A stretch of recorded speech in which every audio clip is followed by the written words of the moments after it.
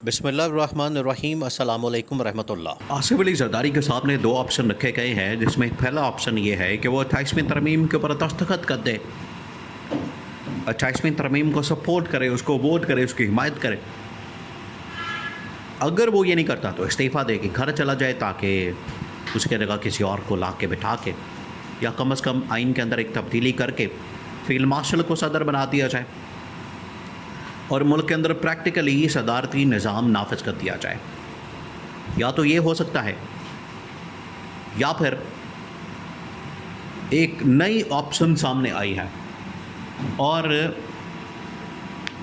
पाकिस्तान के अंदर आइनी कानूनी माहिरीन ने एक और रास्ता दिया, जिस तरीके से साबिक सेक्रेटरी कमर दिलशाद ने यह रास्ता दिया है कि आप आइन के अंदर एक तब्दीली करें, field marshal army chief general Asim Munir वर्दी के अंदर यूनिफॉर्म में सदर बन जाएंगे।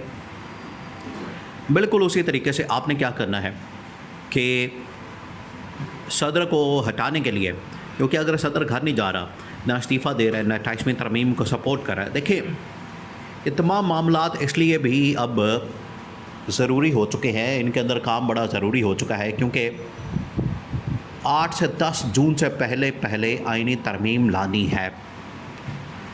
8 से 10 जून के बाद मुल्क के अंदर बजट पेश कर दिया जाएगा, तो बजट से पहले पहले ये तमाम मामलात सेट करने, तमाम मामलात के ऊपर आपने सेटिंग करनी है। इससे ज़्यादा डिले पॉसिबल नहीं, इससे ज़्यादा डिले बर्दाश्त नहीं किया जा सकता। तो 8 मार्च से पहले पहले ये तमाम के तमाम मामलात को फ़ाइनल करना है।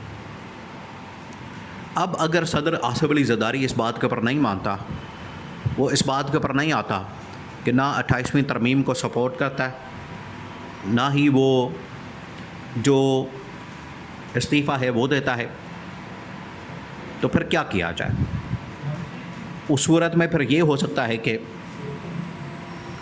आसिफ अली जरदारी का मुआवजा कर दिया जाए। अब ये ऑप्शन सामने आई कि इसका मुआवजा कर दिया जाए, इसको घर भेज दिया जाए और मुआवजे के लिए पूरी तहरीक चलाई जाए। पाकिस्तान के अंदर इससे पहले मुआवजे की जो मिसाल मौजूद है वो है जनरल मुशर्रफ के ख़िलाफ़। जनरल मुशर्रफ के ख़िलाफ़ जब 2008 के अंदर इंतख़ाबात हुए, इसके नतीजे में नून लीग पीपल्स पार्टी गवर्नमेंट में आए, पीपल्स पार्टी की गवर्नमेंट बनी। दोनों ने मिलकर जनरल मुशर्रफ के ख़िलाफ़ मुआवजे की तहरीक कौमी असम्बली के अंदर जमा करवाई। अगले दिन ही मुशर्रफ ने, जो इतना ताकतवर, इतना मजबूत, यूनिफॉर्म के अंदर भी रहा, इस्तीफ़ा देने पर मजबूर हो गया और ठीक अगले दिन उसने इस्तीफ़ा दे दिया, रिज़ाइन कर दिया। बिल्कुल उसी तरीके से मौजूदा सदर के ख़िलाफ़ भी ये कहा गया है कि एक मरतबा आप कौमी असम्बली के अंदर मुआवजे की तहरीक लाएँ और इस सदर को इस्तीफ़ा देने पर मजबूर कर दिया जाए। मुआवजे को कामयाब करने के लिए आपके पास 2/3 मेजॉरिटी होना लाजमी है। 2/3 मेजॉरिटी वो कैसे होगी? अब इसके ऊपर सारी गेम चल रही है, नंबर गेम चलाई जा रही है, इसके ऊपर बात हो रही है। और जो गेम चेंजर पार्टी जो साबित होगी वो होगी पीटीआई, कि पीटीआई इसके अंदर गेम चेंजर साबित हो। पीटीआई इसके अंदर एक पल्ला भारी कर सकती है और मुआवजे को कामयाब कर सकती है। वो इस तरह से कि नून लीग के पास ऑलरेडी इस वक्त सिंपल मेजॉरिटी मौजूद है, पीपल्स पार्टी के अंदर एक फॉरवर्ड ब्लॉक बना दिया जाए, पीटीआई को अपने साथ मिला लिया जाए और सबसे पहले आसिफ जरदारी को पार किया जाए। पीटीआई किस तरह से मानेगी, ये सबसे बड़ा सवाल है। देखिए, पीटीआई के इस वक्त जितने भी तमाम बाहर एमएनए मौजूद हैं, सेनेटर मौजूद हैं और पार्टी के ओहदेदार मौजूद हैं, वो इमरान खान की डायरेक्ट कमांड के अंदर नहीं है। 6 महीने से इमरान खान से मुलाकातें बंद हैं, इंटरेक्शन बंद है, कम्युनिकेशन बंद है और इन लोगों ने इस्टेब्लिशमेंट के साथ सेटिंग करके रखी है, इस्टेब्लिशमेंट के साथ इन लोगों ने मुकमका करके रखा है। तो इस बुनियाद के ऊपर अगर इनको ला के बिठा दिया जाता है, इनसे मुआवजे की तहरीक के अंदर साइन करवा लिए जाते हैं, तो ये बड़ी आसानी के साथ मान जाएंगे, तहरीक के ऊपर दस्तखत कर देंगे, मुआवजे के ऊपर साइन कर देंगे और मुआवजा कामयाब हो जाएगा, कामयाब हो जाएगा बड़ी आसानी के साथ। तो सिंपल मेजॉरिटी तो ऑलरेडी इस वक्त नून लीग के पास मौजूद है। टोटल आपने नंबर करना है 200, 225 के करीब। 170-80 का नंबर है, 40-50 का नंबर आपने ऐड करना है। पीटीआई से कुछ एमएनए पकड़े और बाकी और जमातों से कुछ एमएनए पकड़े, आपके पास 40-50 का नंबर आ जाएगा। तो आसिफ जरदारी के ख़िलाफ़ मुआवजा करना नहायत ही आसान हो जाएगा, बहुत आसान हो जाएगा।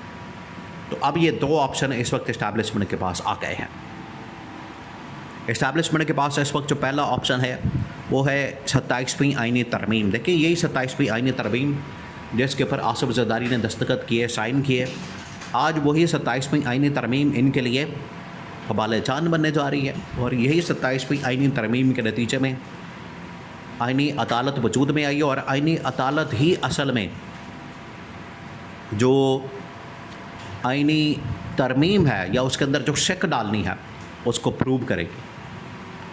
अप्रूवल आ जाएगा तो उसके बाद फील्ड मार्शल सदर बन जाएंगे। दूसरा, यही आईनी अदालत अगर इसको चैलेंज कर दिया जाता है, पाकिस्तान के अंदर जो इस वक्त सदारती निज़ाम लाने की बात हो रही है, सदर के ख़िलाफ़ मुआवजा लाने की बात हो रही है, क्योंकि पीपल्स पार्टी ने कहा है कि हम अदालत के अंदर तमाम के तमाम ऑप्शन चैलेंज करेंगे। अगर हमें निकालने की, मुआवजा करने की, तहरीक चलाने की, अदम एतमाद लाने की कुछ भी कोशिश की जाती है तो हम बाकायदा तौर पर इसको अदालत के अंदर चैलेंज करेंगे। ये इन्होंने ऐलान किया, फ़ैसला किया। अगर ये काम होता है तो आईनी अदालत आपको पता है वो इस्टेब्लिशमेंट के कंट्रोल में है, वो बड़ी आसानी के साथ वहाँ पर मैनेज हो जाएगी। तो इसको मैनेज करना कोई मुश्किल बात नहीं है। अब ये जो मर्ज़ी कर लें, पीपल्स पार्टी वाले या फिर आसिफ जरदारी, उनकी जो लीडरशिप है, जो मर्ज़ी कर लें, अब गेम इनके हाथ से निकल चुकी है। गेम इस वक्त मुकम्मल इस्टेब्लिशमेंट के कंट्रोल में है और इस्टेब्लिशमेंट जब चाहेगी, जैसा चाहेगी, अपनी मर्ज़ी का फ़ैसला, अपनी मर्ज़ी के मामलात चला लेगी और गेम उनके हाथ में है। अब पीपल्स पार्टी के, नून लीग के कंट्रोल में कुछ नहीं है। एक मरतबा पीपल्स पार्टी को यहाँ से निकाला जाए, डामाडोल किया जाए, उनकी छुट्टी करवा दी जाए, उसके बाद जो अगला स्टेप आएगा, उसके बाद जो अगला टारगेट होगा, अगला जो निशाना होगा, वो शहबाज शरीफ और मौजूदा गवर्नमेंट होगी, मौजूदा कैबिनेट होगी, जो कि नालायकों, नाअहलों पर मुश्तमिल है। और मुकम्मल तौर पर फ़ारग कर दी जाएगी, मुकम्मल फ़ारग हो जाएगी। ये अब चीज़ें आप समझें कि पूरा एक सिनेरियो बन चुका है इस्टेब्लिशमेंट के पास। हवा में बातें नहीं हो रही, पूरा सिनेरियो बन चुका है। और अगले 2 से 4 दिनों के अंदर, क्योंकि 8 जून से पहले ईद के फ़ौरन बाद ये काम शुरू कर दिया जाएगा, इसके ऊपर काम शुरू हो जाएगा, तो उससे पहले ये ऑप्शन, उससे पहले ये सिनेरियो बनाए जा रहे हैं ताकि जो बेस्ट पॉसिबल सिनेरियो है उसके ऊपर अमल दरामद किया जाए।